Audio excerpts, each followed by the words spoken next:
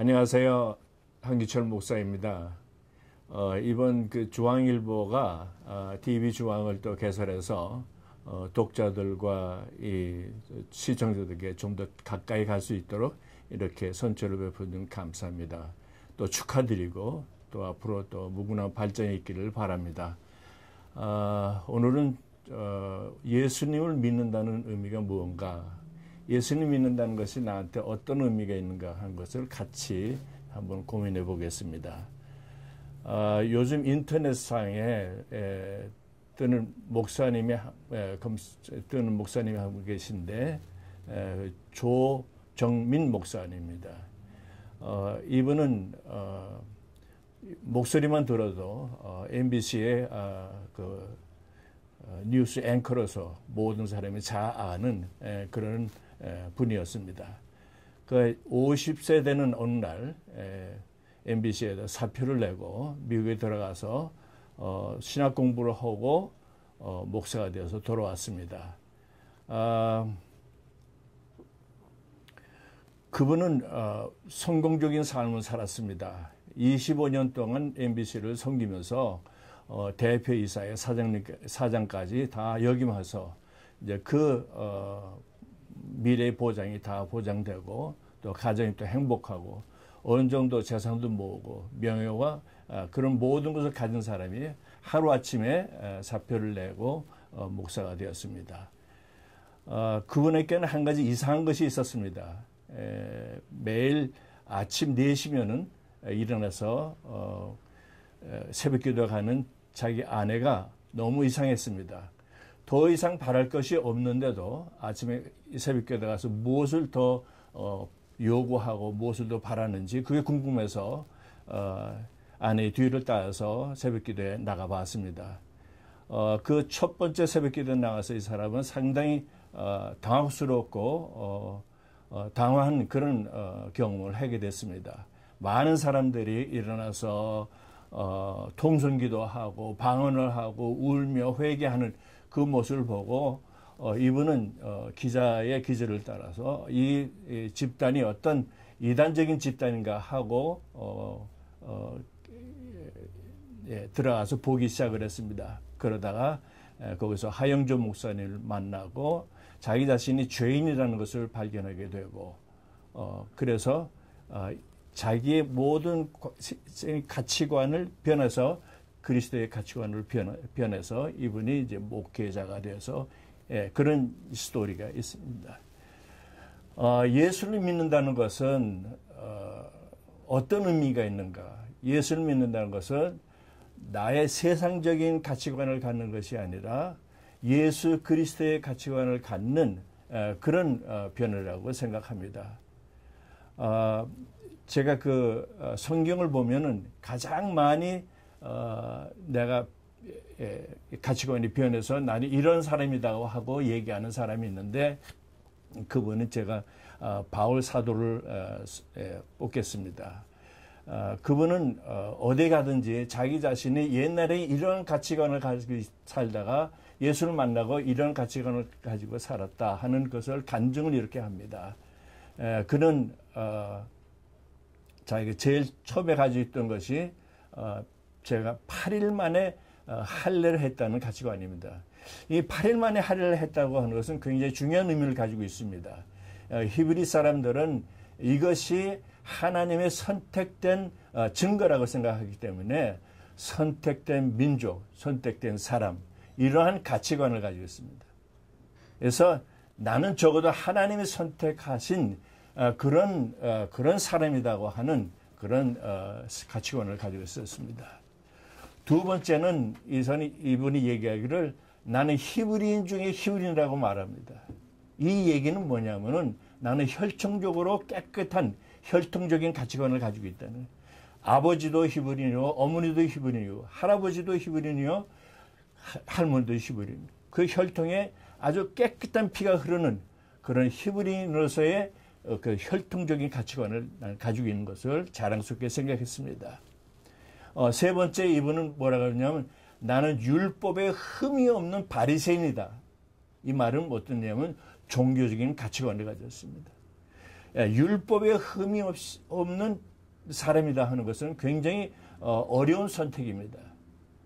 율법이 얼마나 많은 삶의 제약을 하는데도 불구하고 그 모든 조항을 지켜서 적어도 자기는 율법에 흠이 없는 바리새인으로 산다고 하는 것은 상당한 그런 자기의 그 프라이드와 이런 걸 가지고 있습니다.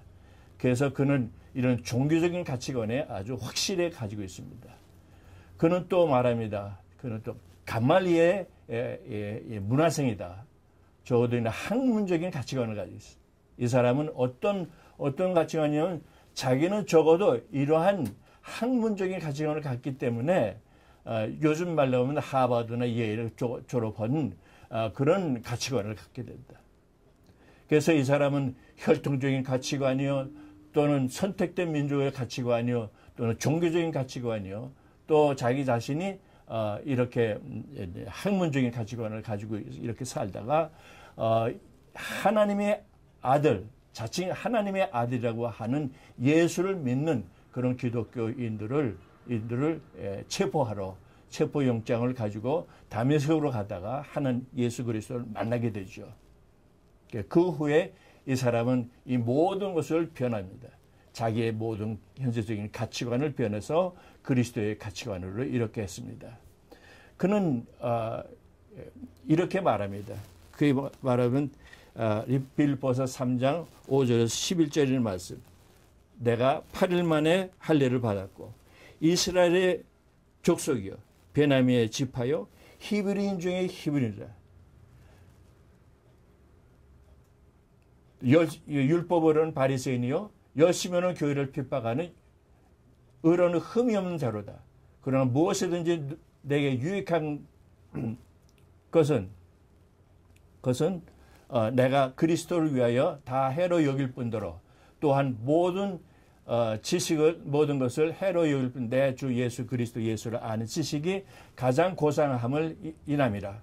내가 그를 위하여 모든 것을 잃어버리고 배설물로 여김은 그리스도를 얻고 또한 그 모든 것을 얻고 그 안에서 발견되려 함이니 내가 가진 의는 율법에서 난 것이 아니요 오직 그리스도를 인한 믿음으로 말미암은 것이니 곧 믿음으로 하나님께서 난 자 의로다.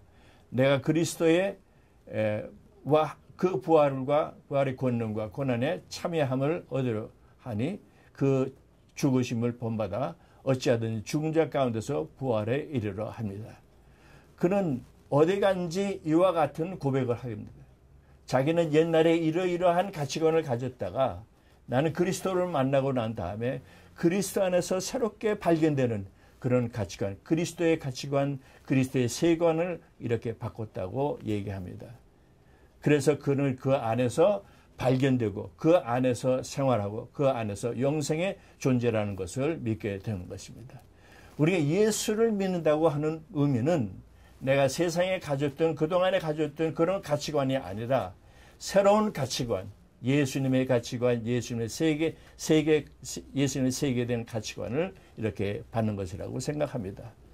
두 번째로 예수를 믿는다고 하는 것은 내가 얼마나 위대한 존재이며 또한 영생의 존재인 것을 깨닫게 되는 것입니다. 내가 얼마나 위대한 존재라는 것을 알게 됩니다. 우리는 이 땅에 70억이라고 하는 인구가 있습니다. 만약에 그 중에 한 사람이 죽었다 했습니다. 그러면 우리는 너무나 대수롭지 않게 생각하고 또 상관도 안 할 것입니다. 그러나 그 70억 중에 한 사람이 나라고 생각한다면 나는 70억을 바꿀 수 없는 그런 존재일 것입니다. 그 한 사람이 내가 사랑하는 사람이라고 생각한다면 나는 70억과 바꿀 수 없는 그런 위대한 존재입니다. 이것은 어떤 얘기냐 하면은 내가 생각함으로써 나는 존재한다 하고 데카르트는 얘기했지만은 내가 존재함으로써 이 세계와 우주가 존재하는 것처럼 나는 내가 이 세상에서 가장 위대한 존재라는 것을 말해주고 있습니다. 우리 창세기 1장 26절은 하나님이 가라사대 우리 형상을 따라서 우리의 모양대로 우리가 사람을 만들고 그로 바다 고기와 공중의 새와 육축과 모든 땅에 기는 모든 것을 다스리게 하자 하시고 이렇게 썼습니다. 이 말은 우리 인간이 얼마나 위대하고 얼마나 귀한 존재라는 것을 표현해 주고 있습니다. 우리는 창세기 1장 1절에서 25절까지는 이 세상에 있는 모든 만물의 창조입니다. 해와 달과 별과 우주와 모든 생물과 동물과 이런 모든 것을 창조하고 난 다음에 26절에 사람을 창조할 때 하나님은 이렇게 얘기합니다. 하나님이 가라사대 우리가 우리의 형상을 따라서 우리의 모양대로 사람을 만들자. 영어로 얘기하면 이렇습니다. God said, let us make a man in our image, in our likeness. 사람을 창조할 때 하나님은 let us make라고 하는 말을 씁니다. 그러나 모든 다른 것을 만들 때는 하나님은 뭐라 그러냐면 빛이 있으라 하매 빛이 있었더라 하는 것처럼 let there be light, there was a light 하는 것처럼 모든 것이 있으라 해서 있은 것입니다. 바다가 있었고 산이 있었고 우주가 있었고 해와 달과 별과 모든 것이 있으라 해서 있었습니다. 그 말씀과 26절에 와서 let us라고 하는 이 말은 너무너무나 위대한 말입니다. 인간을 만들 때는 우리라고 하는 말씀이 쓰여 있습니다. 우리는 누굽니까? 성부 하나님, 성자 하나님, 성령 하나님. 이 세 분이서 모여서 저와 여러분을 디자인하고 또 플랜해서 만든 것입니다. 하나님, 우리는 거저 이 땅에 우연히 존재하는 그런 존재가 아니라 하나님의 계획 안에, 하나님의 설계 안에 우리가 창조되었다는 것입니다. 우리는 70억과도 바꿀 없는 이 우주 전체와도 바꿀 수 없는 그런 위대한 존재라는 것을 깨닫게 됩니다. 예수를 믿는다는 것은 바로 그것을 깨닫는 것입니다. 아, 나는 그러한 존재로구나.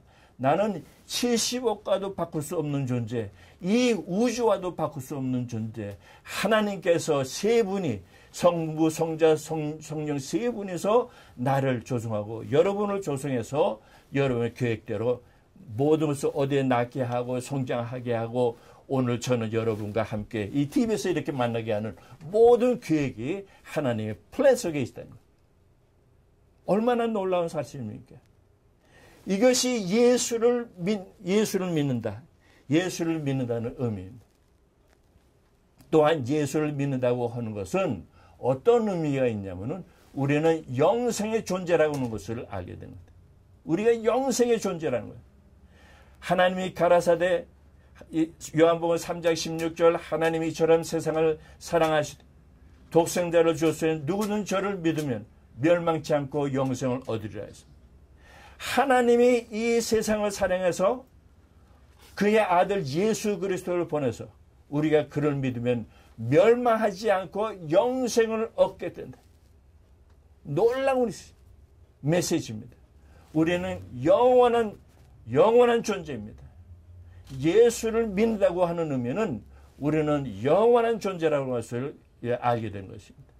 또한 요한복음 5장 24절에 내가 진실로 너에게 이르노니 내 말을 듣고 나를 보내신 이를 믿는 자는 영생을 얻었고 심판에 이르지 아니하니 사망에서 생명으로 옮겨졌다고 했습니다. 모든 말씀은 과거 완료형입니다.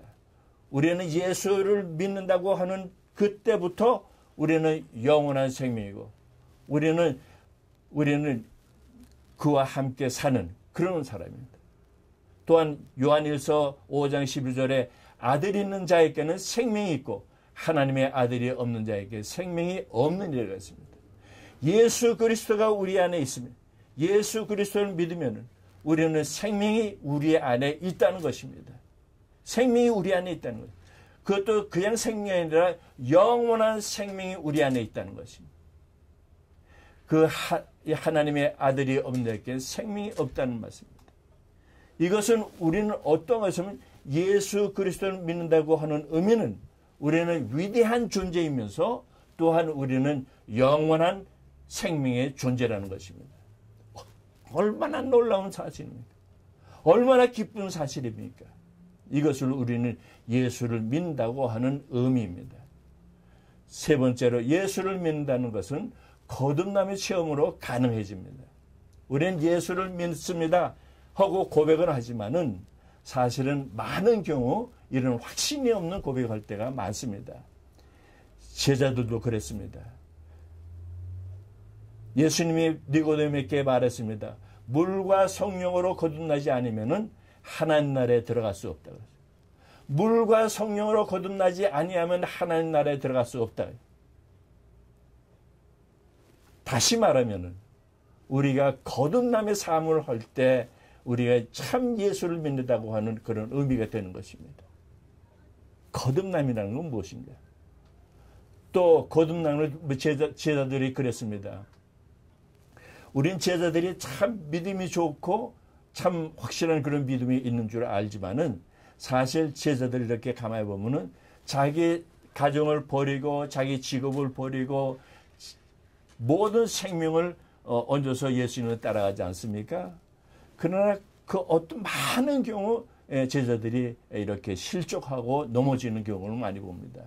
예수님 마지막 주에 이런 말씀을 하시는 내가 서기관과 장로들에게 잡혀서 죽을 텐데 그리고 나는 사흘 만에 살아날 것이다. 이렇게 할 때 제자들은 모두 다가 안 됩니다. 그것은 절대로 일어나서는 안 됩니다. 베드로가 일어나서 말씀을 절대로 그런 일은 안 됩니다. 나는 주님이 어디 가든지 주님을 따라가 있습니다. 베드로는 이렇게 고백합니다. 주는 그리스도의 살아계신 하나님의 아들이라고 고백하지만은 주는 영원한 말씀이라고 고백하지만은 주님과 함께 어디든지 갈게 했지만 그는 십자가 밑에서 도망가고 제일 먼저 도망간 사람이 베드로 아닙니까? 너는 닭이 울기 전에 3번 나를 부인할 것이라 그런 얘기했습니다. 베드로는 장담했으나 나는 절대로 다 부인해도 나만은 부인 안 하겠다 이렇게 했지만은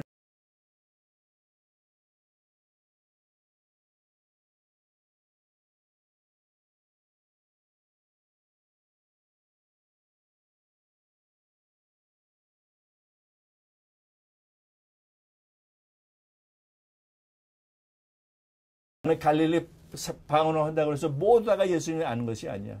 내가 예수님을 안다고 하는 소리에서 장을 지듯이 예수님을 저주하고 그랬습니다. 그러나 예수님이 승천하시고 난 50일 후에 마가의 다락방에서 성령의 역사를 봤습니다. 120문도가 모인 그 마가 다락방에 성령이 임하십니다. 불로 임했습니다. 모든 사람은 다 방언을 하고 모든 사람은 새롭게 변화를 받습니다. 그 후에 베드로도 모든 제자도 다 주님과 함께 그런 십자가를 지고 또 순교를 했던 것입니다. 우리가 예수를 믿는다고 하는 것은 거듭남의 체험을 있어야지만 가능합니다. 우리는 그런데 거듭남이라고 하는 것을 요즘 말로 어떻게 얘기할까? 거듭남이 말을 쉽게 어떻게 표현할까? 이런 종교적인 말이지만 어떻게 표현할까? 저는 전태옥이라고 하는 디자이너를 압니다. 그분이 부산 피난가 가서 장족대에 걸린 하얀 와이셔츠를 봅니다. 햇빛에 반짝거리는 그 하얀 그 와이셔츠가 너무 강렬해서 그분은 그 모든 작품이 하얀색으로 다 됐습니다. 그때 이 전태옥 디자이너는 이렇게 해봤어요. 내가 그때 눈이 평생 멀었지. 눈이 평생 멀었지.